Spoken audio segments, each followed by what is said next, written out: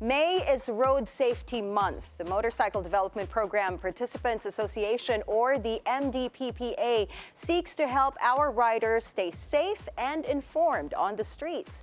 Joining us in the studio is Michael John Lopez, the Road Safety Committee Chairman of the MDPPA. It's a beautiful day. Mike, welcome to the show. Hi, good morning. Happy to be here.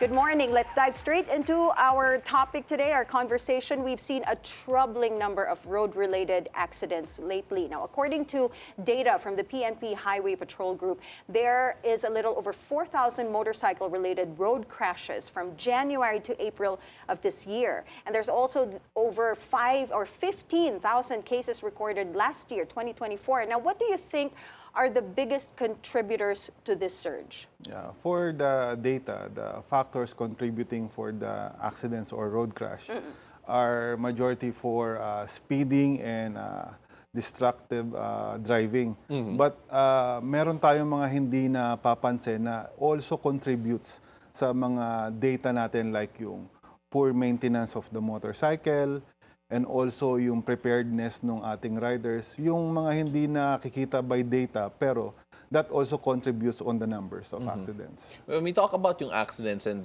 people always talk about yung sources niya, or at least the reasons why it happened, more often than not, it is human error when it comes to not, for example, you mentioned yung maintenance, not being able to maintain your vehicle properly, or distracted driving, or even just not looking around in general. When you hear about those factors, it feels, because I understand for motorcycle drivers in particular, napaka-importante yung education and how to keep safe, especially sa mga blind spot na mga motorists who are not in motorcycles. How important is yung education na yan?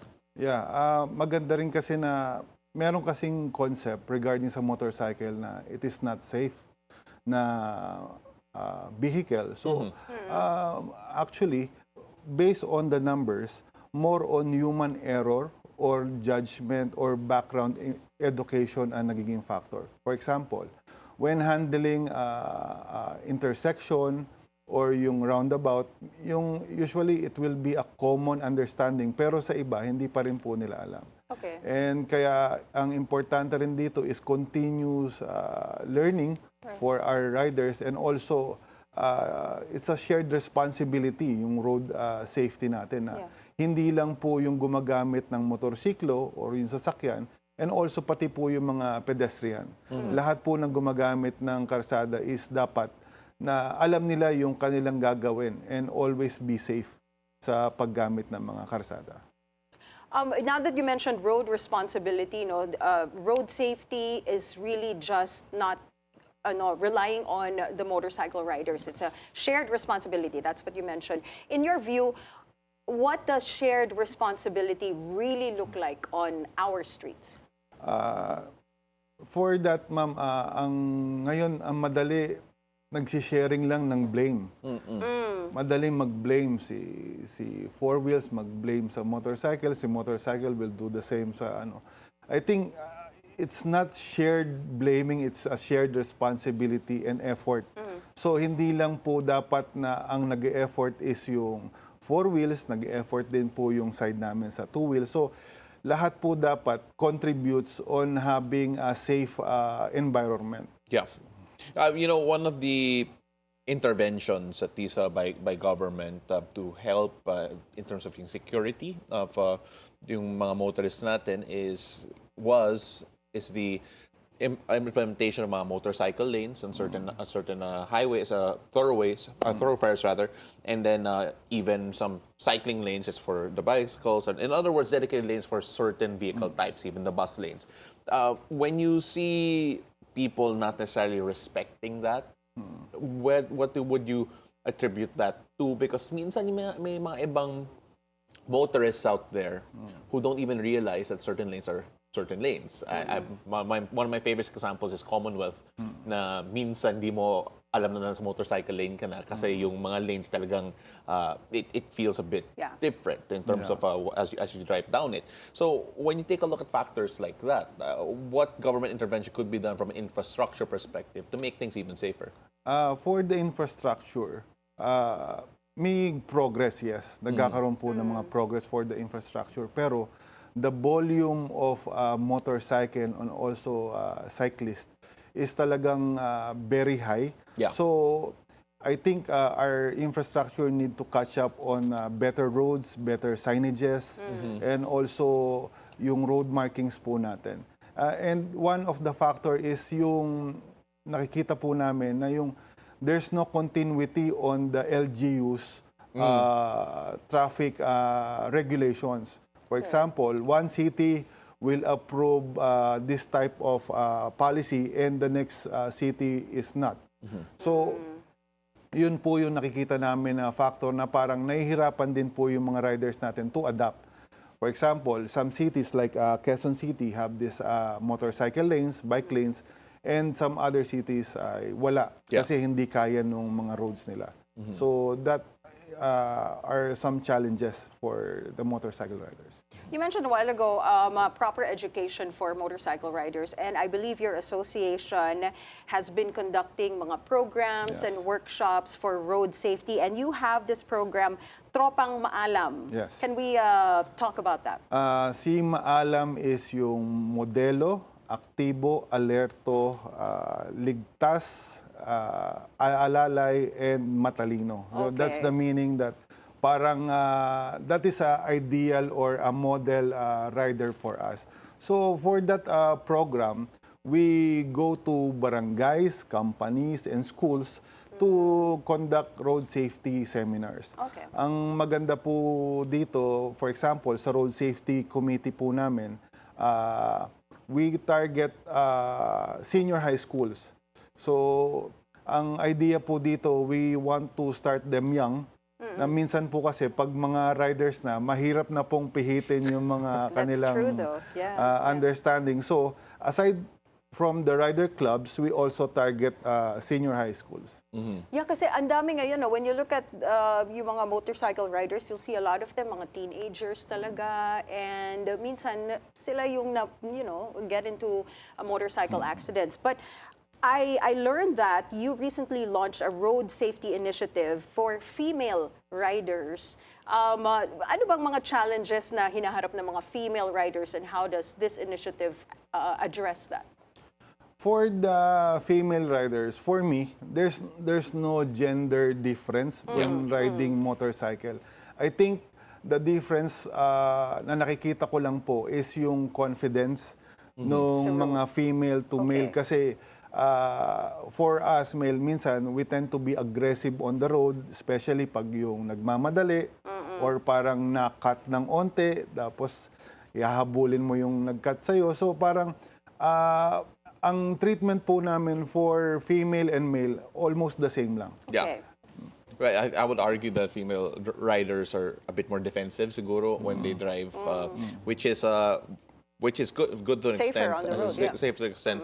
But at the same time also, minsan di sila napapansin for certain riders, for certain motors especially kapag sa blind side ng kotse, for example. But again, we talk a lot about these programs and in terms of the key changes that siguro have to be made or the re-emphasis. We always talk about yung education. Na-mention natin na it's always been the lack of education.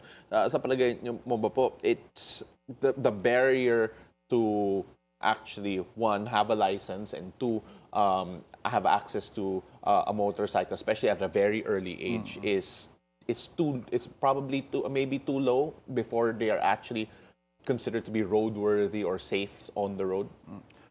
For that, ang nagawa na po natin from MDPPA is we're working with LTO na to improve their module para po sa mga driving schools. Kasi right now, to have a student license, you need to undergo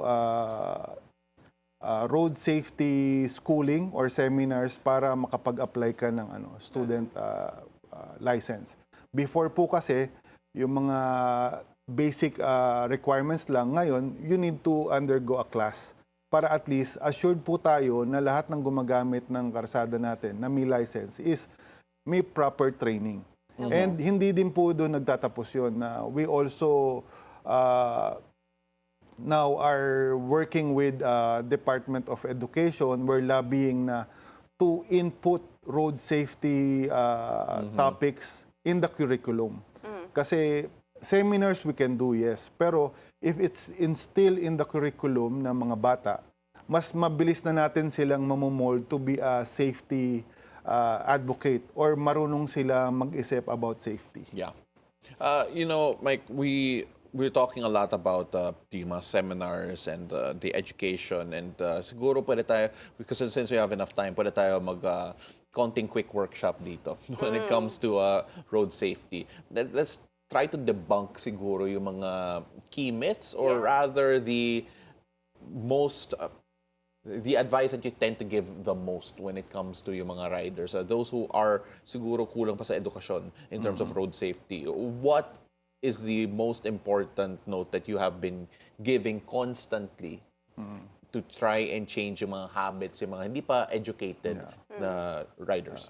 Magandang question yun, sir, no? Kasi for the road safety signs, speed limit, lahat po yan is natuturo sa LTO, sa mga schools. Pero more on yung to be courteous and also respect with other riders.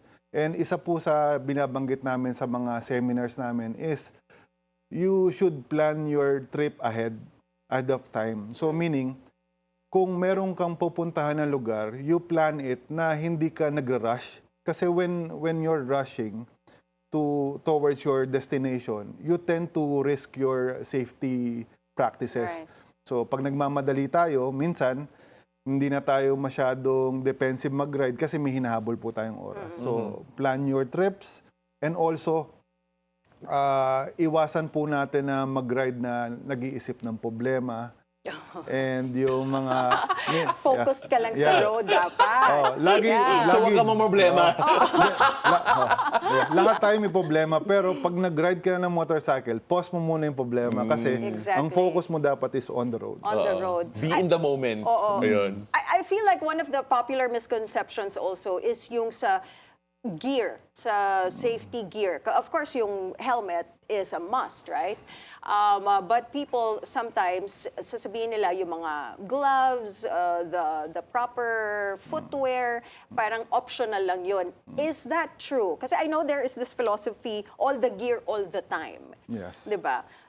So how important is yung tama yung gear mo? Minsan makikita mo naka-chinelas, right? Yung mga naka-motorcycle, the riding slippers, using slippers lang. So how important is yung complete gear talaga? That's a very nice question. Motorcycle, ang body po ng rider is exposed. Yes. Unlike sa four-wheel. So, mas cover po yung body ng rider much better. So, for example, sa shoes, it should be above the ankle shoes and So jeans. parang boots? Yes ba? po. Okay. Close to boots and jeans, and also safety jacket, helmet, gloves. And one thing is to wear safety gears, and the other thing is it should be original.